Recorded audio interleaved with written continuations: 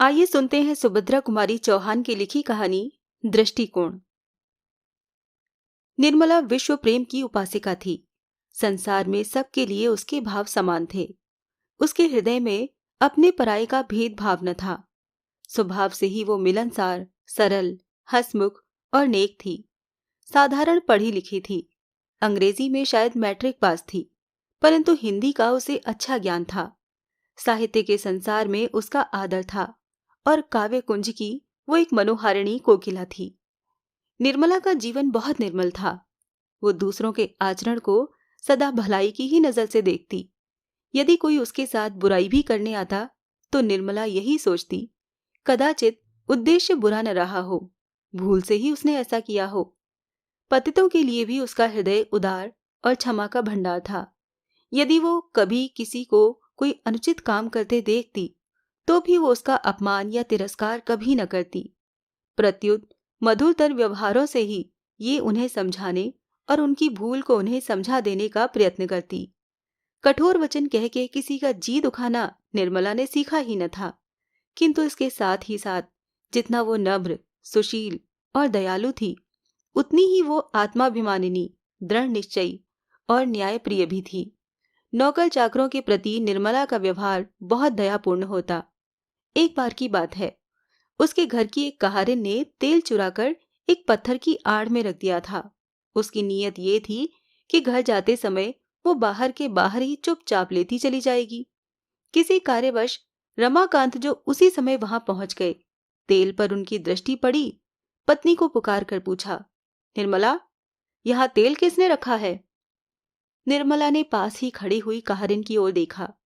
उसके चेहरे की रंगत स्पष्ट बतला रही थी कि ये काम उसी का है, किंतु निर्मला ने पति को जवाब दिया, मैंने ही रख दिया होगा, उठाने की याद न रही होगी।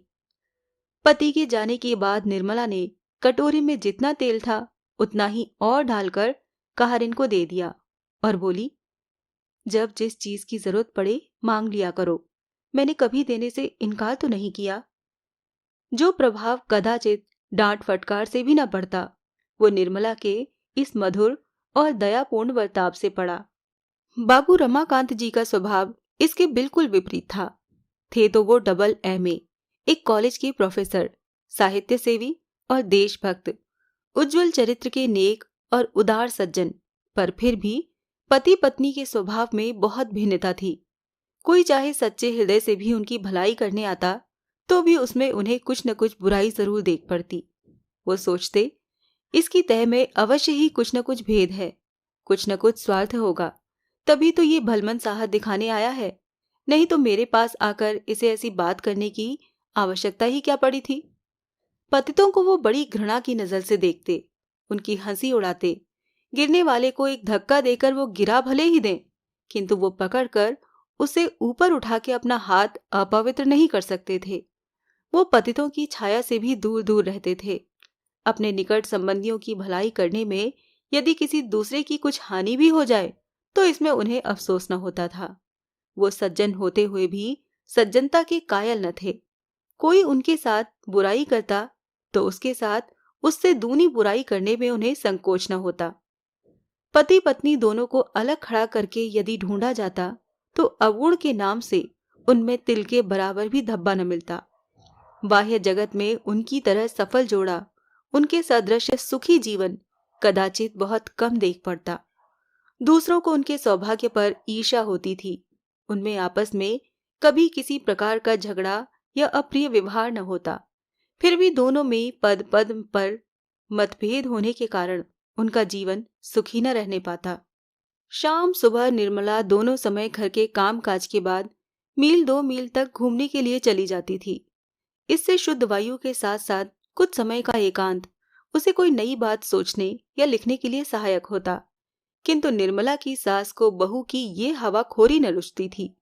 उन्हें ये संदेह होता कि ये घूमने के बहाने न जाने कहाँ कहाँ जाती होगी, न जाने किस से मिलकर क्या क्या बातें करती होगी।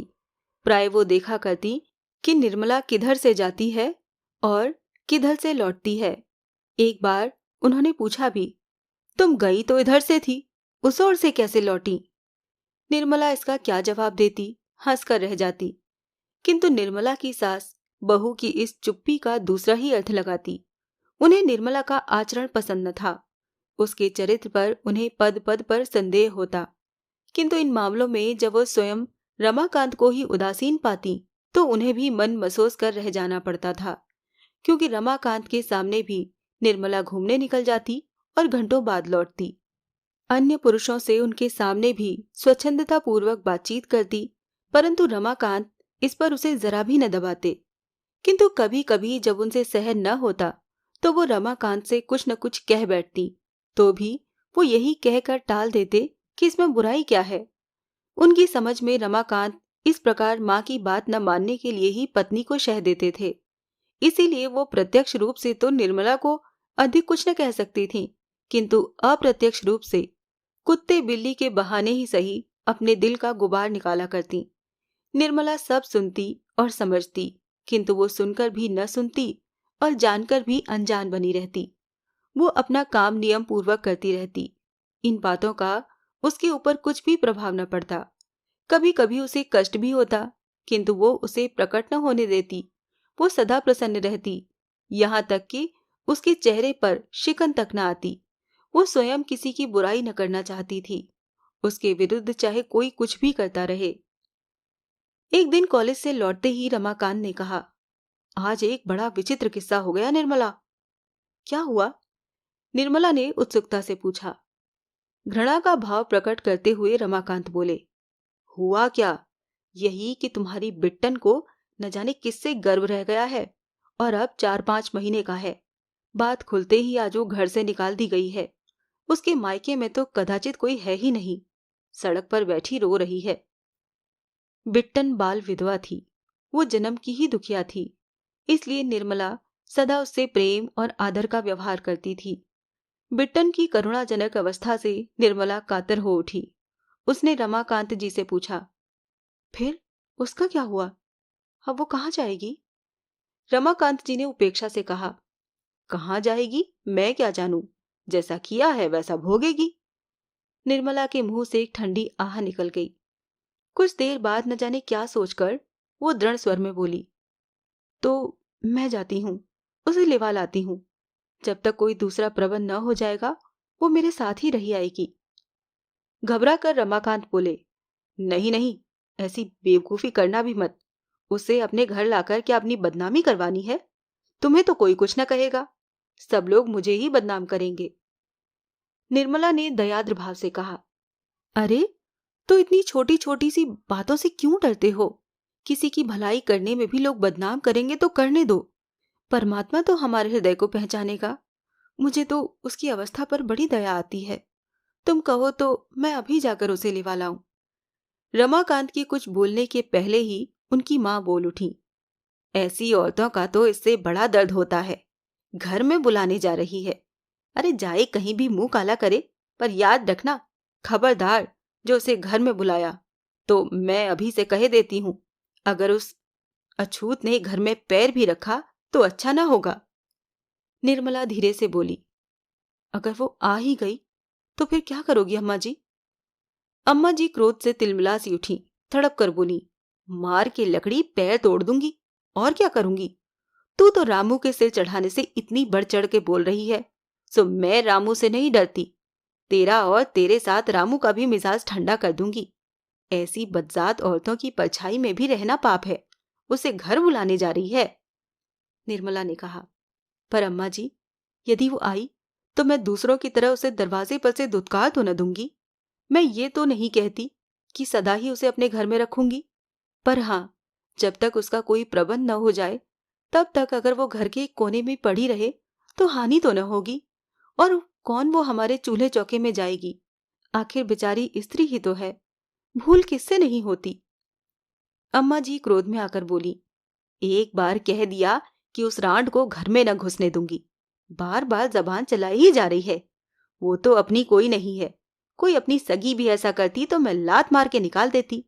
अब बार बार पूछ कर मेरे गुस्से को न बढ़ा, नहीं तो अच्छा ना होगा। निर्मला ने नम्रता से कहा, पर तुम्हारा क्या बिगाड़ेगी अम्मा जी? मेरे कमरे में पड़ी रहेगी, और तुम चाहो तो ऐसा प्रबंध कर दूं कि तुम्हें उसकी सूरत भी न दिखे। और फिर अभी से उस पर इतनी बहस ही क्यों? वो तो तब की बात है जब वो हमसे आश्रय मांगने आए। अम्मा जी का क्रोध बढ़ा और वो कहने लगी, तेरे कमरे में रहेगी और मुझे उसकी सूरत न दिखे तो क्या दूसरी बात हो जाएगी? कैसी उलटफेर के बात कहती है। तुझे अपने पढ़ने लिखने का घमंड हो तो उस घमंड में न भूली रहना। ऐसी पढ़ी लिखियों को मैं कौड़ी के मोल के बराबर भी नहीं समझती। धर्म कर्म से तो सदा 100 गज दूर, और ऐसी कुजात औरतों पर दया करने चली है धर्म कमाने। वह हरी औरत, जिसे मोहल्ले भर में किसी ने अपने घर में न रखा, उसे ये अपने घर में रखेगी। तू ही तो दुनिया भर में अनोखी है ना, सब दूसरों को दिखाने के लिए कि बड़ी दयावंती है। जो भीतर का हाल न जाने उसके सामने इतनी बन, घर वालों को तो काटने दौड़ेगी और बाहर वालों को गले लगाती फिरेगी। निर्मला भी जरा तेज होकर बोली, तो अम्मा जी, मुझे इतनी खरी खोटी क्यों? बीच ही में निर्मला को डांट कर चुप कराते हुए रमाकांत बोले, तो तुम चुप न रहोगी निर्मला? कब से सुन रहा हूं, जबान कैसी कैंची की तरह चल रही है। तुम्हारे हृदय में बिट्टन के लिए बड़ी दया है और तुम उसके लिए मरी जाती हो। तो जाओ, उसे लेकर किसी धर्मशाले में रहो। मेरे घर में उसके लिए जगह नहीं है। निर्मला को भी अब क्रोध आ चुका था। उसने भी उसी प्रकार तेज स्वर में कहा, तो क्या इस घर में मेरा इतना भी अधिकार नहीं कि यदि मैं चाहूं तो किसी को एक दिन के लिए ठहरा सकूं? अभी उस दिन तुम लोगों ने बाबू राधेलाल जी का इतना आदर सम्मान क्यों किया था? उनके चरित्र के बारे में कौन नहीं जानता? उनके घर में तो वैश्या रहती है, सो भी मुसलमानिनी, और वो उसके हाथ का खाते पीते भी हैं। फिर बेचारी बिट्टन ने क्या इससे भी ज्यादा कुछ अपराध किया है? अम्मा जी गरज उठी। अब उनका साहस और बढ़ गया था, क्योंकि अभी अभी रमाकांत जी निर्मला को डांट चुके थे। वो बोली, चुप नहीं रही तो जीभ पकड़कर खींच लूंगी। बड़ी बिट्टन वाली बनी है। बेचारी बिट्टन, बेचारी बिट्टन। तू भी बिट्टन सरीखी होगी, तभी तो उसके लिए मरी जाती है। जो सती होती तो वो तो ऐसी औरतों की बछाई भी नहीं छूती। और तू राधेलाल के लिए क्या कहा करती है? वो तो फूल पर का भंवरा है, आदमी की जात है। उसे सब शोभा देता है। एक नहीं 20 औरतें रख ले, पर औरत आदमी की बराबरी कैसे कर सकती है? निर्मला ने सतेज और दृढ़ स्वर में कहा, बस अम्मा जी, अब मैं ज्यादा न सुन सकूंगी। मैं बिट्टन सरीखी हूं या उससे भी बुरी, किंतु इस समय वो निराश्रिता है, कष्ट में है। मनुष्यता के नाते मैं उसे आश्रय देना अपना धर्म समझती हूं और दूंगी। अब रमाकांत जी को भी बहुत क्रोध आ गया था। वो कमरे से निकलकर आंगन में आ गए और आग्नेय नेत्रों से निर्मला की ओर देखते हुए बोले, क्या कहा? तुम बिट्टन को इस घर में आश्रय दोगी? निर्मला भी दृढ़ता से बोली, जी हाँ, जितना इस घर में आपका अधिकार है उतना ही मेरा भी है। यदि आप अपने किसी चरित्रहीन पुरुष मित्र को आदर और सम्मान के साथ ठहरा सकते हैं, तो मैं भी किसी असहाय अबला को कम से कम आश्रय तो दे ही सकती हूँ। रमाकांत निर्मला के और भी नजदीक जाकर कठोर स्वर में बोले, मेरी इच्छा के विरुद्ध तुम यहां उसे आश्रय दोगी? निर्मला ने भी उसी स्वर में उत्तर दिया, जी हाँ, मेरी इच्छा का भी तो कोई मूल्य होना चाहिए, या मेरी इच्छा सदा ही आपकी इच्छा के सामने कुचली जाएगी? अब रमाकांत जी अपने क्रोध को न संभाल सके और अपनी पत्नी के मुंह पर 3-4 तमाचे तड़ातड़ जड़ दिए। निर्मला की जबान बंद हो गई। बाबू रमाकांत क्रोध और ग्लानि के मारे कमरे में जाकर अंदर से सांकल लगाकर सो रहे। अम्मा जी दरवाजे पर रखवाली के लिए बैठ गईं कि कहीं बिट्टन किसी दरवाजे से भीतर ना आ जाए। इस घटना के लगभग 1 घंटे बाद बिट्टन को जब कहीं भी आश्रय न मिला, तब उसने एक बार निर्मला के पास जाकर भी भाग्य की परीक्षा करनी चाही। दरवाजे पर ही उसे अम्मा जी मिल गईं। बिट्टन को देखते ही वो कड़ी ललकार के साथ बोली, कौन है? बिट्टन? दूर, उधर ही रहना। खबरदार जो कहीं देहली के भीतर पैर रखा तो। बिट्टन बाहर ही रुक गई।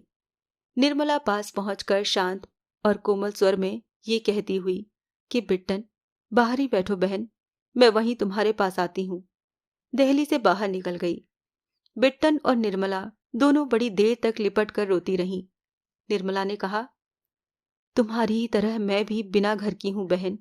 यदि इस घर पर मेरा कुछ भी अधिकार होता तो मैं तुम्हें इस कष्ट के समय कहीं भी न जाने देती। क्या करूं, बेवश हूं। किंतु तुम मेरा ये पत्र लेकर मेरे भाई ललित मोहन के पास जाओ, वो तुम्हारा सब प्रबंध कर देंगे। उनका स्थान तो तुम जानती ही हो, पर रात के समय पैदल जाना ठीक नहीं। ये रुपया लो, तांगा कर लेना। ईश्वर पर विश्वास रखना बहन, जिसका कोई नहीं होता उसका साथ परमात्मा देता है। निर्मला ने 10 रुपए बिट्टन को दिए। वो पत्र लेकर चली गई। निर्मला घर में आई, एक चटाई डालकर बाहर बरामदे में ही पड़ रही। सवेरे उसकी आंख उस समय खुली जब रमाकांत उठ चुके थे और उनकी मां नहाकर पूजा करने की तैयारी कर रही थी। निर्मला नित्य की तरह उठकर घर का सब काम करने लगी, जैसे शाम की घटना की उसे कुछ याद ही न हो। यदि वो मार खाने के बाद कुछ अधिक बकझक करती या रोती चिल्लाती तो कदाचित अपनी इस हरकत पर रमाकांत जी को इतना पश्चाताप न होता जितना अब हो रहा था। उन्हें बार बार ऐसा लगता कि जैसे निर्मला ठीक थी और वो भूल पर थे। उनसे ऐसी भूल और कभी न हुई थी। कल न जाने क्यों और कैसे निर्मला पर हाथ चला बैठे थे। उनका व्यवहार उन्हीं को 100 बिच्छुओं के दंशन की तरह पीड़ा पहुंचा रहा था। वो अवसर ढूंढ रहे थे कि कहीं निर्मला उन्हें एकांत में मिल जाए तो वो पश्चाताप के आंसुओं से उसके पैर धो दें और उससे क्षमा मांग लें। किंतु निर्मला भी सतर्क थी। वो ऐसा मौका ही ना आने देती थी। वो बहुत बच बच कर घर का काम कर रही थी। उसके चेहरे पर कोई विशेष परिवर्तन न था। न तो यही प्रकट होता था कि खुश है और न ही ये कि नाराज है। हाँ, उसमें एक ही परिवर्तन था कि अब उसके व्यवहार में हुकूमत की झलक न थी। वो अपने को उन्हीं 2-3 नौकरों में से एक समझती थी जो घर में काम करने के लिए होते हैं, किंतु उनका कोई अधिकार नहीं होता। अभी आपने सुनी सुभद्रा कुमारी चौहान की लिखी कहानी दृष्टिकोण। अगर आपको ये कहानी अच्छी लगी हो तो वीडियो को लाइक करें, और अगर आप मेरे चैनल पर नए हो तो चैनल को सब्सक्राइब जरूर करें। मिलती हूँ अगली कहानी में।